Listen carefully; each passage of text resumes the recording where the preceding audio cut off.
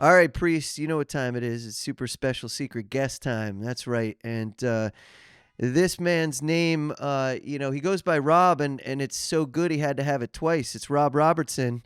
That's right. And look, I don't want to tee this up too much because I know you two happen to be roommates. So I'm gonna let you, Priest, give a special introduction for this guy. Yeah, well, you know what? It's pretty exciting, everybody that's on this show, the home stretch. But I have a very, very, very special guest. This is a buddy of mine that goes back. It kind of dates me right now. It's going to tell my age of 52. But this is my buddy Rob. He actually was my teammate in the Baltimore Ravens. And so Rob has a very impactful story that we're going to jump into. There's a number of things that he's been doing. He's also written his own book as well. But I just want to introduce to everyone Rob Robertson. What's up, Rob? There we go. What's There we up, go. Priest, man? How you doing, man? How's it I'm going? doing good. Hey, you smiling, you looking good. You showing them pearly whites. Yeah, So what's going on with you, man? ask him how he has those. He's telling me to mix baking soda with some other magic potion and scrub around. I'm like, come on now, come on now. Mark, that guy always smiling now. He I gonna know smile. it's the Yeah. best smile in the biz. Yeah, so we're in here, Yes, Rob. sir. So Rob, let me introduce you, man. This is my co-host, Mark Seaman.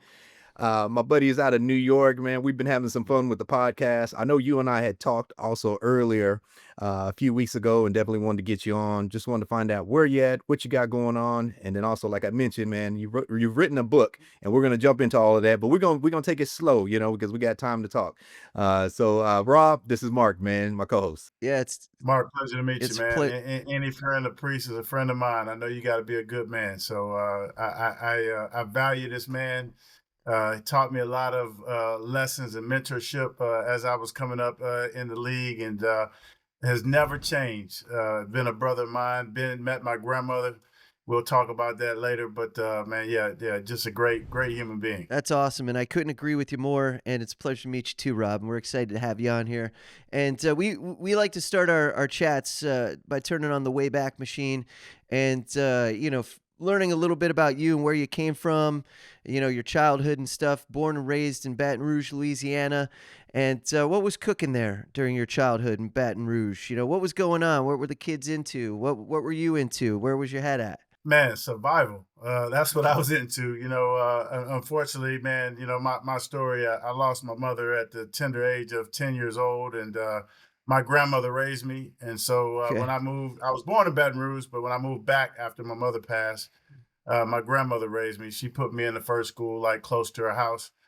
And it was different, just to say the least. Coming from Houston, being a Texas boy. So, Priest, I got a little Texas in me, man, and then moving back to Louisiana, it was just trying to adapt to the environment. And so it was some tough sledding, but, I had a great Pop Warner coach. I always say God activated some angels around me and my grandmother and my family and made it, meaningful. But I always say this, Mark, either you're running from something or you're running to something. I was trying to run out of the situation I was in just to make a better life for my family, for my grandmother. Gotcha. And yeah, that's heavy, and I'm sorry for your loss at such a young age. It obviously puts you in a different mindset. It builds a unique environment around you, unlike the other kids that were around you. But maybe things happen for a reason. And it seemed like it got your head in a certain direction, and you knew you needed to get out there and do better. So, uh, Absolutely, yeah. man. And I don't want to make the show Debbie Downer. Trust me, man. I learned that it's in those low light moments that create the highlight reel. And I've had some low lights, trust me, Mm, plenty of them. okay. But man, when I think back and reflect on my childhood, it made me into the man I am today. Those lowlights pushed me to want to do something bigger and better for my life, which ended up having a chance to play my childhood dream in professional Mhm. football, which is where I met Priest. And I just look back and reflect on that, man. I got some many memories and some highlight stories to share as well. Well, let's dig in there, roommates. Let's go. Let's talk about it. Was this a top bunk, bottom bunk situation? Were you guys isolated? Like, what was your first impression of Priest Holmes when you met him? So, man, it's funny. Priest does not know this, and this is fresh off. Hey, this is hot off the press. when I first, when you first get to a place and you look at all the running backs in the room, you're like, okay, you measure yourself up and you like, I could be him, I could be him. Like, and when I first saw Priest, Priest was a tailback. I played fullback, and at first I'm thinking I'm looking at all the guys in, and I'm like, okay, I think I could get this guy. But then I seen Priest go run a route, and then he did so. I was like, man, he pretty damn good. So I said, I got to be on my stuff, and then we just hit it off. One of the things that Priest did, after a drill or after a play, he would come to me, hey man, maybe you should do this, or did you think about that? And it was always like in my ear about fine tuning some things, and we laugh about this to this day. I remember one day I came off my stem to go out on a route. Mark, I slipped, went out on a route, did my juke. I was running an option route, slipped again. Then the ball was thrown to me, and I slipped again. And I came back. He said, "Damn, ROB, what you doing, man? You on ice skates?" And we cracked up about that.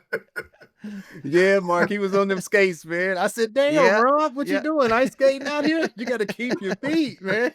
Yeah, that was a good Hey, one. Mark. So I don't know if he told you this, but we nicknamed. Well, I know me and my family, we nicknamed Pretty Sweet Feet.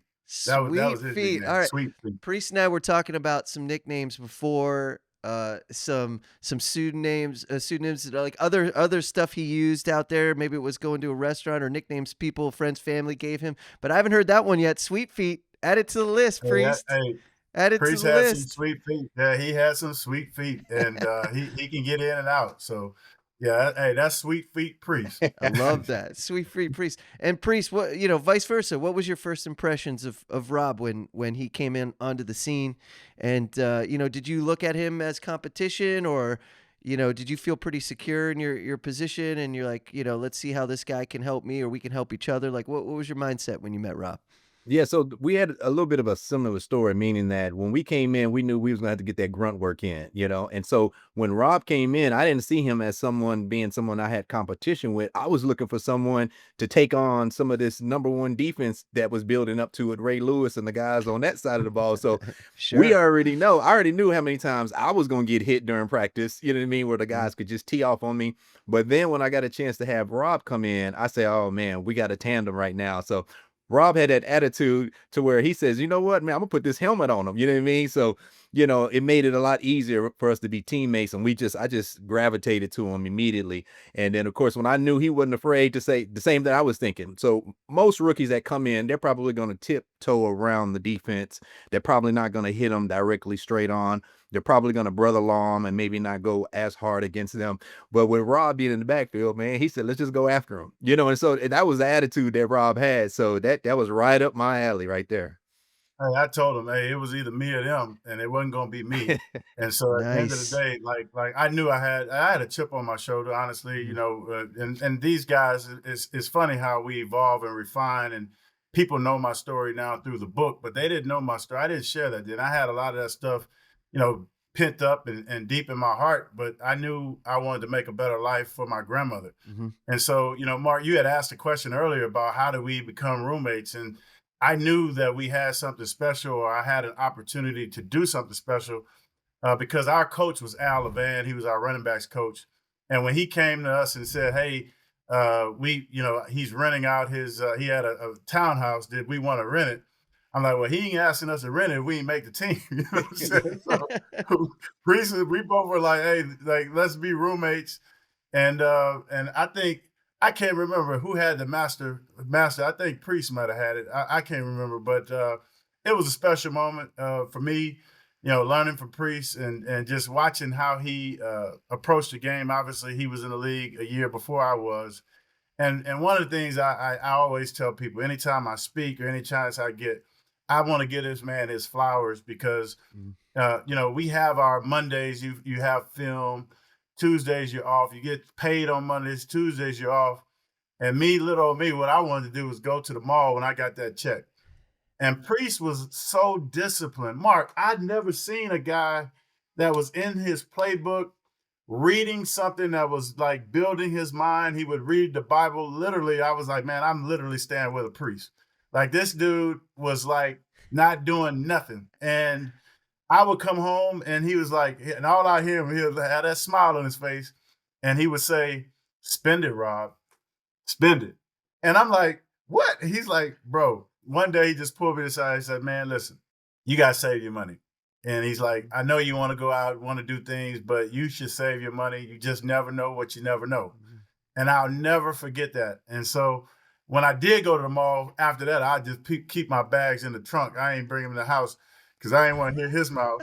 But he really embellished in me just a discipline about saving Yeah. and just even how we approach family. Because I remember him saying, "Man, if you let people, people will spend your money." And so Mhm. I learned that from Priest, man. I really did. Just imagine, man, I'm his roommate every Monday when we get paid. Monday and Uh-huh. Tuesday, I see him showing up with bags from the mall. And, you know, it went on for weeks after weeks after weeks after weeks. And I say, man, Rob, spend it, Rob. You know what I mean? Because it got to the point where shoot, he was gonna do it regardless. And so Yeah, it was yeah. something that I didn't realize at that time, man, how that was gonna make a big impact on Rob. But it was definitely just my way of letting him know, man, that there's so many circumstances that can happen in the league, you know, Yeah. especially like the way that I got my opportunity to start in the NFL. It came off with someone else getting injured, which opened up that Mhm. opportunity for me with Eric Rett and Jay Graham. So,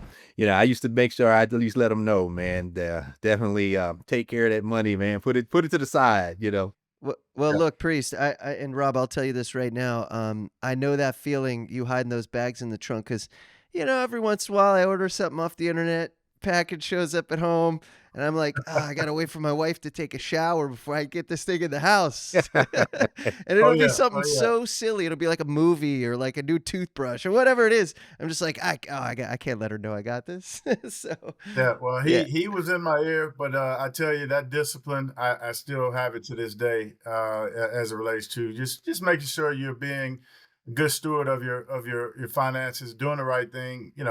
Is it a need or is it a want? right, And right. Priest was one guy that I actually watched. Like I mean, really he had like opportunities, deals with I would think about some of the local dealerships, and he wouldn't go and buy a car unless he had to. You know what I mean? And it was one of those things where like, man, listen, do you need it or do you want it? And so I just really want to, again, thank my brother for that.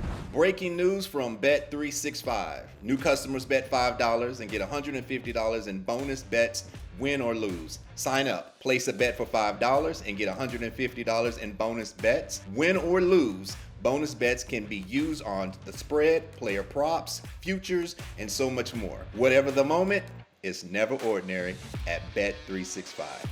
Hey, do you have a gambling problem? Call or text 1-800-GAMBLER in Arizona, Colorado, Illinois, Indiana, Kansas, Kentucky, Louisiana, Maryland, North Carolina, New Jersey, Ohio, Pennsylvania, Tennessee, and Virginia. Or 1-800-BETS-OFF in Iowa. 21 plus only, 18 plus in Kentucky. Please gamble responsibly. Must be present in Arizona, Colorado, Iowa, Illinois, Indiana, Kansas, Kentucky, and select parishes in Louisiana, Maryland, North Carolina, New Jersey, Ohio, Pennsylvania, Tennessee, and Virginia. $10 minimum deposit required. Terms and conditions apply. In-app only.